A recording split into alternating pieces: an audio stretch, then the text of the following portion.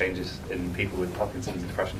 And then I think we have 3 more talks after that, and then refreshments and prizes. So I'll just leave you there. Thanks for the introduction and good afternoon. Well, yeah, I'm going to talk about speech and voice change in people with Parkinson's disease and depression. But, well, first of all, why does it matter? Well, we have a large number of publications about speech and voice changes in people with Parkinson's, and a lot of publications with people with depression. And we don't know what they experience when they have depression in Parkinson's disease. So, and without this knowledge base, the prerequisites for any kind of speech and voice treatment remain incomplete. So the outline of my study, I'm going to give you a brief introduction about Parkinson's, talk about a bit about depression and speech, voice, and voice changes, and I'll talk about, I'll explain my aim and methods and future work.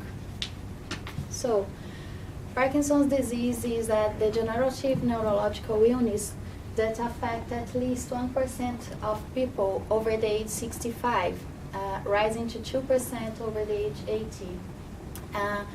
It's caused by a deterioration of the neurons in a part of the brain called substantia nigra. And the substantia nigra is responsible for the initial and smooth running movement. In UK, there are 120,000 people with Parkinson's disease, which is an impressive number. And depression is a very common complication in Parkinson's.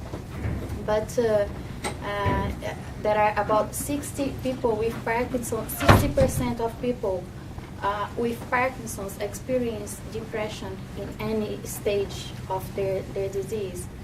But why is it very common? Well, they have Parkinson's depression in the early stage of the Parkinson's disease, and also in the late stage when they are poorly in bed or when they have to go to the hospital to treat the disease. And most of people with Parkinson's experience change in their speech and voice. And one complaint about people with Parkinson's is that they are mistaken for being depressed on account of how they speak, even when they are not depressed. So some of the description, acoustics and perceptual descriptions that we find are reduced loudness and loudness variability, reduced pitch variability, speech rate disturbance. They can't control the speed of their speech, breathlessness, harshness, expressionless face, and with all these things, people avoid speaking. So the main aim of this study, we want to investigate why do people mistake Parkinson's speech as depressed, even when they are not depressed. We want to see what speech and voice features are associated with Parkinson's and with depression. Through this, we want to establish which speech feature may be uniquely linked to depression. So we are planning to recruit people with Parkinson's with and without depression, people without Parkinson's with and without depression. We are planning to recruit 30 people per group in a total of 120 people. And we are going to assess their speech and language assessments, the cognition, mood, and motor status assessments. For the speech assessments, we are going to ask them to read a short passage, and we are going to ask them to count 1 to 20, and ask them to describe how to make a cup of tea, for example. And to analyze these recordings, we are going to use a range of phonetic analysis. For example, We are going to use acoustic analysis, perceptual analysis, and self-perceptual analysis. Well, the acoustic analysis is we are going to use the computer to analyze the signals of the speech, and also the perceptual analysis. We are going to ask 3 speech and language therapists to judge their voice, and for the self-perceptual analysis, we will ask their own patients to describe their voice. So for people with Parkinson's and with depression, we are going to recruit from the general hospital, from the hospital outpatient clinics and primary care source. And people without disease, we will recruit from the general public and family members. And the assessments will be held, we decided to assess them in their own home, as we think is more convenient for them, because people with Parkinson's disease has experience difficult to move, and I will do the visits one by one. Oops. We will include people with Parkinson's in early and middle stage. As I said, we will exclude people in late stage, as most of them are in hospital. And people with depression and no depression, on stable drug regime or no drug. We will exclude people with any additional neurological conditions that likely to affect their speech. For example, people with stroke or deep brain stimulation. And also people with any history of activity course of speech and language treatment prior 12 months prior the assessment, and people with cognitive problems that preclude the participation. Well, the combination of these 3 analyses, acoustic, perceptual, and self-perceptual analysis, we think that will give the impact in our results, as because what we cannot pick up from the human ears, we will pick up by the signals in the computer. And very few studies have adopted this approach to date. Well, at the moment, we are filling the forms to submit to the ethical approval. And as soon as we get the approval, we will start to collect the data, further on analyzing the data, and to try to identify treatment variables to make Parkinson's speech sound less depressive.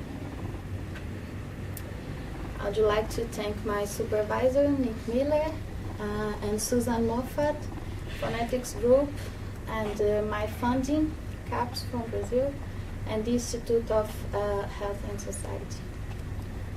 Many thanks.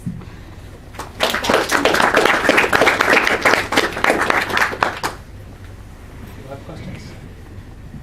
Yeah.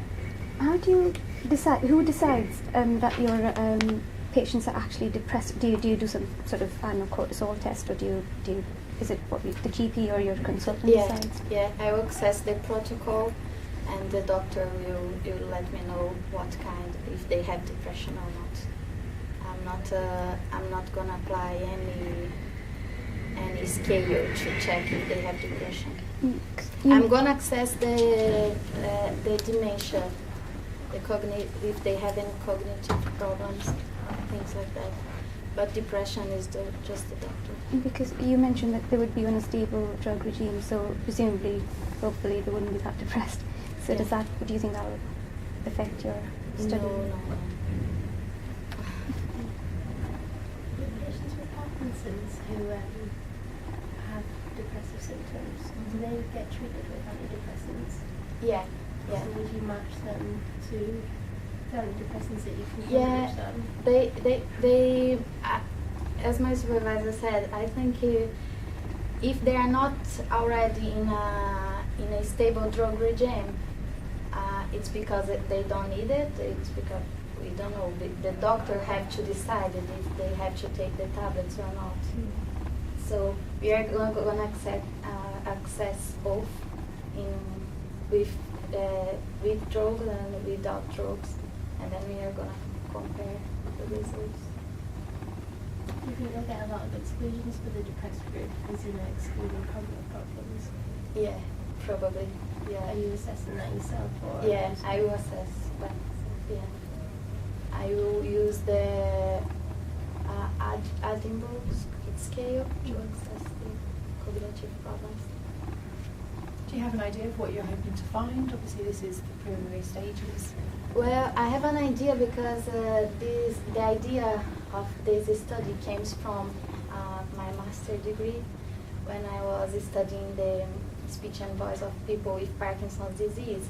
We didn't realize we had to exclude people with depression. And then we start to find some differences between these groups, and then we decided, well, we have to exclude people with depression. And then we decided to study, to analyze it now. What about people, say, with stroke who have speech difficulties as well? Do they need to come, like, I don't know if the speech Well, patterns they have another another features in their Right, speech so and it's voice, different. so yeah, because of that we have to exclude them. Can you give any details about because you said it looks like you're going to use some kind of algorithm to search for kind of patterns in the speech of depressed people compared with non-depressed, is that right? Yeah. Is that already been developed, or is that something you have to develop in your team to kind of analyse the data? Yeah. Well, do you want to have more details about the acoustic analysis? Yeah. Yeah. I'm gonna access the speech rate, loudness, and pitch. And well, there are lots of details that I can get from it. I'm gonna check how many words they can speak per minute, or things like that. If the variability, that if they sometimes they speak loudly, sometimes yeah, the variability is it depends. Okay. Anything else? Okay, well, thanks very much indeed. Cheers.